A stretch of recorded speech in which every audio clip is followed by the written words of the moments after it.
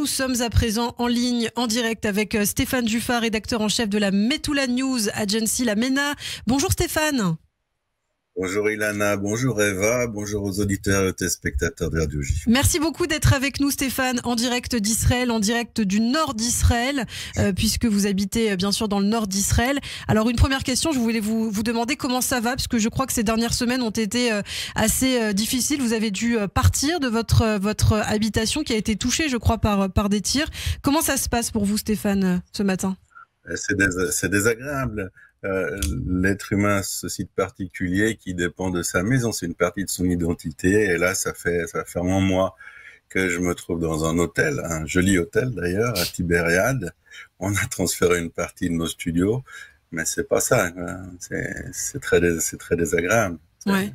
Mais alors, qu'est-ce qui s'est passé exactement ? Est-ce qu'on peut rappeler ce qui s'est passé, Stéphane ? Votre maison a été victime d'un tir du Hezbollah, c'est ça ?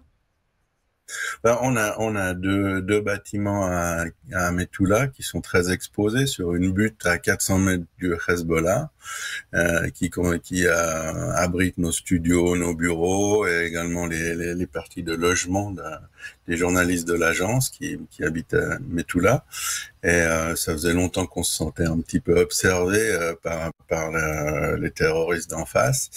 Puis le 25 décembre, ils n'ont pas tiré un missile anti-char, mais 2 missiles anti-char sur un des bâtiments.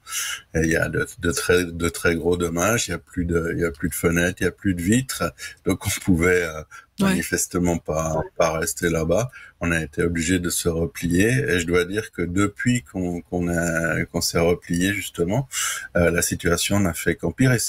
On va au moins une fois par semaine voir ce qui se passe à l'agence et c'est de plus en plus difficile et de plus en plus dangereux. C'est vrai que aujourd'hui on craint donc l'imminence d'une guerre peut-être encore plus dense au nord d'Israël et on le sait justement cette nuit je crois qu'il y a eu des tirs de drones, de missiles sur le nord d'Israël, notamment Kiryat Shmona qui a été visé. Quelle est la situation justement dans le nord, Stéphane ? Ben nous on la craint pas, hein, la guerre, soyons comme d'habitude très clair à ce propos. Il y a une organisation terroriste, une milice terroriste au service de l'Iran. Son travail, sa fonction en tant que telle est de détruire Israël, de nous obliger d'évacuer la zone frontière. Nous, notre travail, notre fonction, la fonction de l'armée, c'est de se battre et d'éradiquer les ennemis. Ceux qui pensent qu'on peut arriver à un accord politique avec une organisation terroriste se fourvoient, et se fourvoient notamment à l'aune de l'expérience qu'on a avec le Hezbollah. C'est pas la première ni la troisième guerre qu'on a avec eux. Il faut détruire le Hezbollah, il faut le faire le plus rapidement possible. Sinon, les gens comme moi, les déplacés, il y en a 100 000, ne pourront pas, il en a retourné dans le nord. Et Israël risque de se résumer à un pays qui commence au lac de Tibériade et qui finit à Beersheva. C'est insupportable et ça démontre les lacunes de la gouvernance de l'équipe actuelle. Et puis on parle de moins en moins de ce que vous venez d'évoquer. Ouais. C'est-à-dire vous parlez de lacunes, Stéphane. Qu'est-ce que vous reprochez au gouvernement ? Qu'on ne frappe pas assez fort, qu'Israël ne frappe pas assez fort le Liban ? Qu'est-ce que ça signifie ? Non, on riposte. Vous avez cité ce qui s'est passé à Kiryat Shmona, mais si j'avais l'occasion de passer une des vidéos qu'on a filmées hier et avant-hier à Kiryat Shmona, il faut libérer le soldat Ryan, l'ouverture du film sur l'attaque des plages en Normandie, c'est insupportable.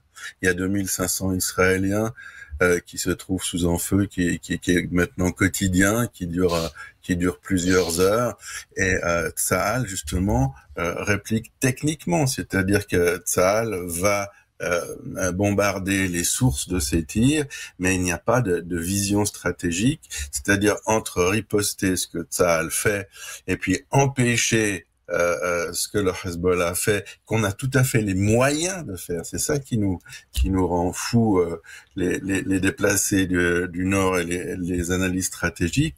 C'est si on n'avait pas les moyens, on pourrait laisser les choses telles quelles, mais on a tout à fait les moyens, ne serait-ce que d'éloigner le Hezbollah à 20 kilomètres de la frontière, et à cause des directives du gouvernement, principalement de Binyamin Netanyahou, eh ben ça fait 5 mois qu'on ne le fait pas et qu'on accepte qu'une milice, pardon Ilana, mais qu'une milice de 20-30 000 terroristes bombarde quotidiennement l'État d'Israël, nos territoires, nos maisons, et ça c'est tout à fait insupportable. Je pense insupportable pour n'importe quel esprit bien fait. Eva, vous avez une question pour Stéphane Juffin.